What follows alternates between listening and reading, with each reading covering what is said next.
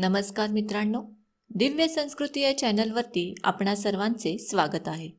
मित्रांनो, धार्मिक मान्यतेनुसार माघ महिना अत्यंत शुभ आणि पवित्र मानला गेला आहे. माघी पौर्णिमा हा त्यातील एक महत्त्वाचा सण आहे. माघ महिन्याच्या पौर्णिमेला माघी पौर्णिमा असे म्हटले जाते. मित्रांनो, ब्रह्मपुराणात माघी पौर्णिमेचे महत्त्व असून या दिवशी भगवान विष्णू गंगेच्या पाण्यात त्यांचा निवास करतात असे मानले जाते. त्यामुळे या दिवशी गंगा नदीच्या पाण्यात स्नान केल्यास आयुष्यातील सर्व पाप धुतली जातात अशी भाविकांची श्रद्धा आहे. म्हणूनच आज आपण या व्हिडिओमध्ये जाणून घेणार आहोत माघ पौर्णिमेचे महत्त्व, माघ पौर्णिमा पूजाविधी आणि शुभमुहूर्त, माघ पौर्णिमेची कथा आणि भगवान विष्णू आणि माता लक्ष्मीला प्रसन्न करून घेण्यासाठी उपाय. मित्रांनो, माघ पौर्णिमेला गंगा स्नानाला आणि विष्णुदेवाच्या पूजेचे विशेष महत्त्व आहे.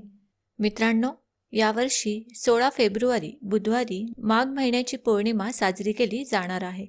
माघ पौर्णिमा प्रारंभ होणार आहे 15 फेब्रुवारी 2022 रोजी रात्री 9:42 आणि माघ पौर्णिमा समाप्त होणार आहे 16 फेब्रुवारी मध्यरात्री 1:25. यावर्षी माघ पौर्णिमेला शोभन योग असून विजय मुहूर्त आहे. हे दोन्ही योग शुभ मानले जातात. माघ पौर्णिमेला दान आणि स्नान करण्याची वेळ 16 फेब्रुवारी रोजी सकाळी 9:42 ते रात्री 10:55 आहे. या दिवशी दुपारी 12:35 ते 1:59 राहू काळ आहे. या काळात कोणतेही शुभ कार्य करू नये. मित्रांनो, या दिवशी गंगा स्नान आणि दान पुण्याचे अत्यंत महत्त्व आहे. या दिवशी गंगा स्नान शक्य नसल्यास एखाद्या पवित्र नदीत स्नान करावे. माघी पौर्णिमेला गंगा स्नान केल्याने पूर्ण वर्षभर गंगा स्नान केल्याचे पुण्य मिळते, पाप कमी होते असा भाविकांचा समज आहे.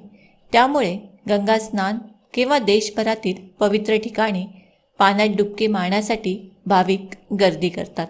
या दिवशी स्नान केल्यानंतर सूर्याला अर्घ्य द्यावे, प्रभू विष्णूंची पूजा करावी.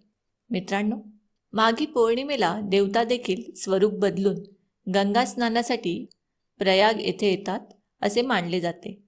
म्हणूनच या तिथीचे धर्मग्रंथात विशेष महत्त्व आहे. मित्रांनो, प्रयागराजमध्ये 1 मास कल्पवास करणाऱ्या भक्तांचे व्रतसमापन या दिवशी होते. सर्व कल्पवासी माघी पौर्णिमेला गंगा नदीची आरती व पूजन करून साधू संत व ब्राह्मणांना भोजन घालतात. इतर सामुग्री दान करून गंगा नदीला पुन्हा बोलवण्याचे निवेदन करत आपल्या वाटेला निघून जातात. चला तर मग जाणून घेऊया माघ पौर्णिमा पूजाविधी. मित्रांनो, माघ पौर्णिमेला सकाळी लवकर उठावे. या दिवशी पवित्र नदीमध्ये स्नान करावे. नदीला देवी मानण्याची पद्धत आपल्याकडे आहे, त्यामुळे तिचे नमन करावे. तिला धूप, दीप, नैवेद्य अर्पण करावा. मित्रांनो, ज्यांना पवित्र नदीमध्ये स्नान करणे शक्य नाही अशा लोकांनी आंघोळीच्या पाण्यामध्ये गंगेच्या पाण्याचे काही पाणी मिसळून आंघोळ करावी. स्नान करताना सर्व तीर्थक्षेत्रांचा उच्चार करावा. स्नान केल्यानंतर सूर्यदेवाला अर्घ्य द्यावे. ओम सूर्याय नमः या मंत्राचा सूर्याला अर्घ्य देताना अवश्य जप करावा. त्यानंतर विष्णुदेवाची आराधना करावी. भगवान विष्णूची उपासना करावी.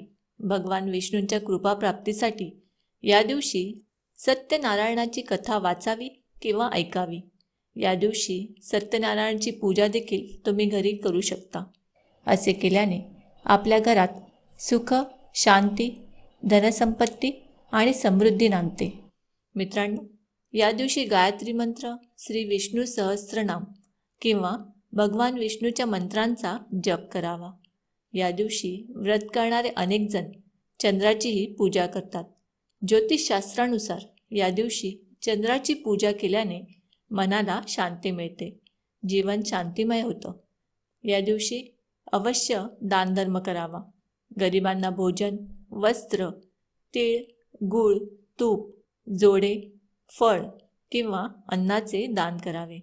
या दिवशी गोदानाला देखील विशेष महत्त्व आहे. या दिवशी संयमपूर्वक आचरण करून व्रत करावे. शक्य असल्यास एका वेळी फलाहार करावे. मित्रांनो, माघ पौर्णिमेच्या दिवशी विष्णुदेवाची पूजा केल्यामुळे त्यांची कृपादृष्टी आपल्यावर राहते. मित्रांनो, माघी पौर्णिमा ही लक्ष्मीला प्रसन्न करण्यासाठी विशेष तिथी मानली गेली आहे. पौर्णिमेच्या रात्री देवी लक्ष्मीची उपासना केल्याने घरात धन आणि कीर्ती वाढते. या पौर्णिमा रात्री 12 वाजता महालक्ष्मी आणि विष्णुदेवाची पूजा करावी आणि रात्री घराच्या मुख्य दारावर शुद्ध तुपाचा दिवा लावावा. या उपायाने लक्ष्मी प्रसन्न होऊन घरात निवास करते.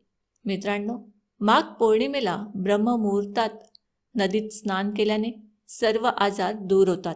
या काळात शरीराची रोगप्रतिकारक क्षमता कमी होत असल्याने उपवास ठेवल्याने शरीर रोगग्रस्त होण्यापासून बचाव होतो. मित्रांनो, माघ पौर्णिमेच्या दिवशी संयमाने राहणे, सकाळी स्नान करणे, उपवास करणे आणि दान करणे इत्यादी नियम बनवण्यात आले आहेत. या दिवशी मोठमोठ्याने बोलू नये, कोणावरही रागवू नये, तसेच कोणाचाही क्रोध करू नये. घरामध्ये वादविवाद, क्लेश करू नये. गरीब आणि गरजू लोकांची मदत करावी. आपल्या वाणी, मन, वचन आणि कर्मामुळे कोणाचाही अपमान होऊ नये याची काळजी घ्यावी. अशा प्रकारे संयमपूर्वक व्रत केल्याने व्रत करणाऱ्या व्यक्तीस पुण्यफळ नक्की प्राप्त होते. मित्रांनो, चला तर मग जाणून घेऊया माघ पौर्णिमेची कथा. स्कंद पुराणातील रेवाखंडात माघ पौर्णिमेचे महत्त्व सांगणारी एक कथा आढळते. नर्मदा नदीच्या किनाऱ्यावर वसलेल्या एका गावात शुभव्रत नावाचा ब्राह्मण राहत होता. त्यांना वेदाचे उत्तम ज्ञान होते. मात्र पूजाविधी करण्यात कधीच त्या ब्राह्मणाचे मन रमेना. पूजाविधीपेक्षा पैसा कमवण्यात तो नेहमी व्यस्त असे. मात्र वृद्धावस्थेत पूजाविधी कर्म केले पाहिजे असे त्याला वारंवार वाटू लागले. आयुष्यात काहीतरी पुण्य मिळावे यासाठी तो नियमितपणे पूजाविधी करू लागला. संपूर्ण माघ महिना सलग 9 दिवस ते व्रतपूजाविधी नियमित करू लागले. सलग 9 दिवस नर्मदा नदीत स्नान केले. यानंतर 10व्या दिवशी त्यांनी आपल्या देहाचा त्याग केला. पैसे कमवण्याच्या नादात अनेक लोकांच्या भावना त्यांनी दुखावल्या होत्या. त्यांच्या वागणुकीचा त्रास अनेकांना झाला. मात्र माघ महिन्यातील 9 दिवस नर्मदा नदीत स्नान केल्यामुळे त्यांना पापातून मुक्ती मिळाली. मित्रांनो, माघ पौर्णिमेसंबंधित रामायणातही एक कथा आढळून येते. राणी कैकेयी यांनी श्रीरामांना वनवासात पाठवल्याचे कळताच पुत्र भरत मातेकडे आला आणि तिच्यावर क्रोधित झाला. या रागाच्या भरात भरताने कैकेयीला तुझी सर्व पुण्य कर्म नष्ट होतील, माघ पौर्णिमेच्या स्नानाचाही लाभ मिळणार नाही असा शाप दिला. अशी माघ पौर्णिमेची कथा आहे.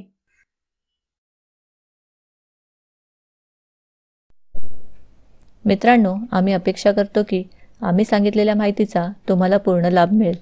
माहिती आवडली असेल तर नक्कीच लाईक आणि शेअर करा. आणि अजूनही जर तुम्ही दिव्य संस्कृती या चॅनलला सबस्क्राईब केलं नसेल तर जरूर सबस्क्राईब